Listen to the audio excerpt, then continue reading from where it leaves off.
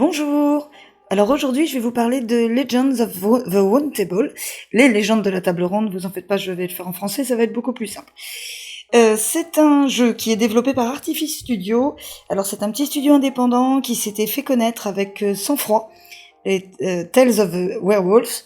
Décidément, tout est en anglais aujourd'hui. Et qui donc a fait ces légendes de la table ronde.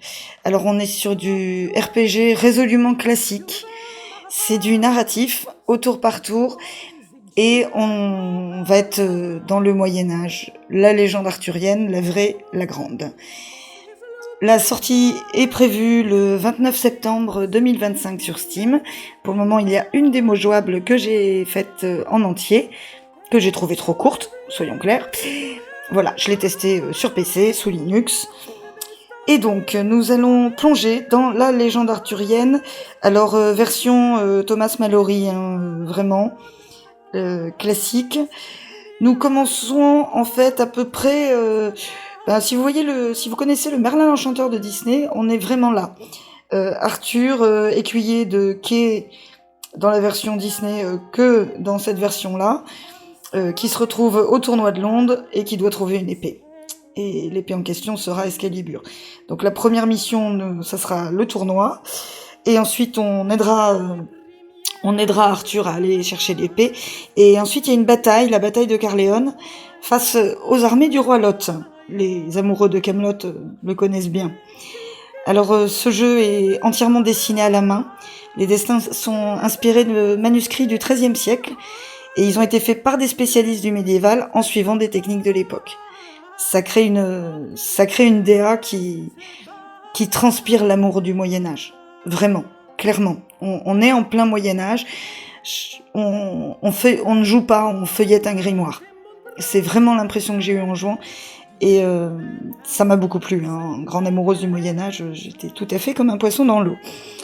D'ailleurs, tant que je suis sur la DA, la musique est résolument médiévale.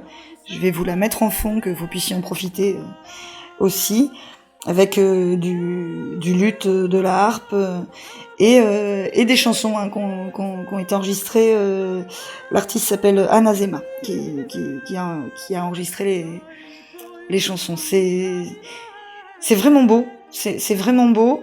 C'est surprenant parce que quand on commence, il y aurait presque un côté un peu vieillot. On se dit bon, j'ai allumé par mégarde mon ordinateur dans les années 90, qu'est-ce qui se passe ? J'ai mis une disquette, j'ai fait comment ? Et en fait, en quelques minutes de jeu, on est embarqué.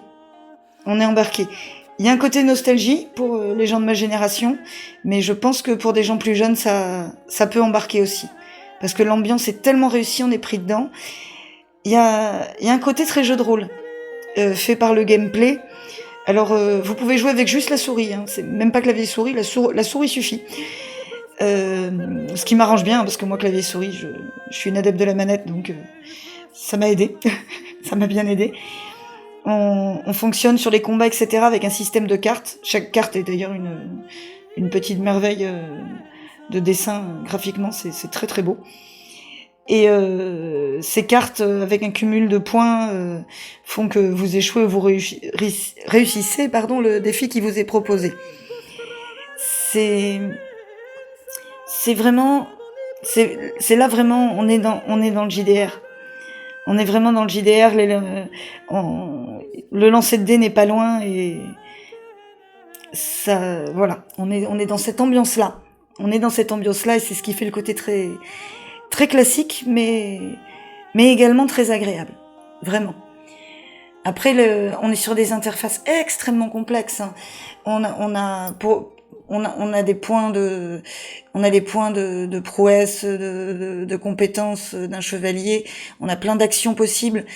Sur un chevalier, on a le chevalier lui-même, les sortilèges, ses servants. On a des notions, selon qu'il est à cheval ou pas, ça déclenche des choses différentes. Ça peut sembler simple en disant c'est juste des cartes, on fait échec, réussite. Non, c'est très complet. Ça propose beaucoup de choses, et je pense que sur des gros combats, et au fur et à mesure qu'on va avancer dans le jeu, ça va amener beaucoup de subtilité. Ça pourrait sembler simple, un gameplay comme ça, qui se fait tout à la souris, tout, et ça ne l'est pas. C'est plus complexe, plus riche que ça. C'est vraiment surprenant. Je tiens à dire aussi, on est vraiment sur du RPG. Bien sûr, il y a la grande mission de base, c'est sûr, mais chacun de vos chevaliers, c'est vraiment votre équipe. Et une fois que vous avez la table ronde complète, vous allez recruter des chevaliers au fur et à mesure, de plus en plus, et chaque chevalier a ses propres compétences, et évoluera d'une façon ou d'une autre selon comment vous l'utilisez. Vos chevaliers peuvent mourir, d'ailleurs. Hein, vos chevaliers peuvent mourir et disparaître de la table ronde, hein, selon vos actes et ce que vous leur faites faire. Les termes de chevalerie d'honneur sont importants et sont respectés dans les décisions que vous prenez. Par exemple, sur le tournoi, si vous attaquez à 2 le même adversaire, vous allez perdre des points parce que vous avez manqué à votre loyauté et à votre honneur de chevalier. On n'attaque pas à 2 un chevalier seul, ça ne se fait pas. Voilà, on est vraiment dans l'esprit chevaleresque. Alors la démo m'a pas permis d'attaquer l'aspect amour courtois, mais je sais que ça sera important dans le jeu.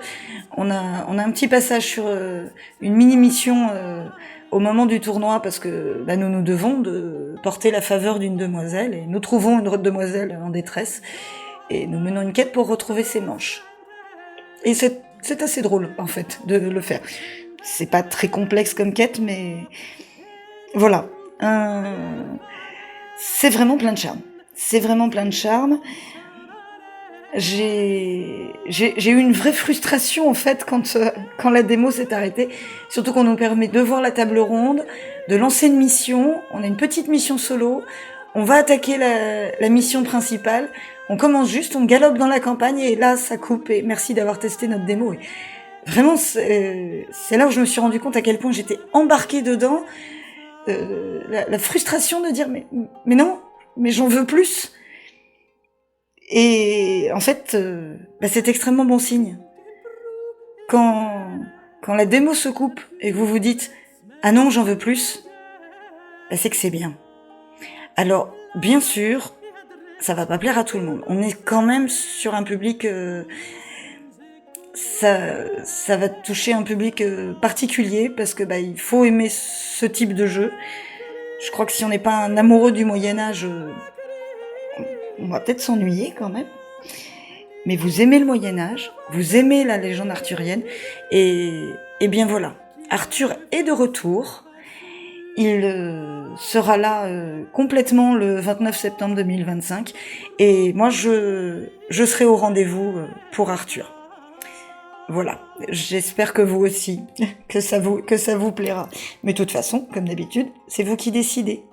Je vous souhaite une très bonne journée.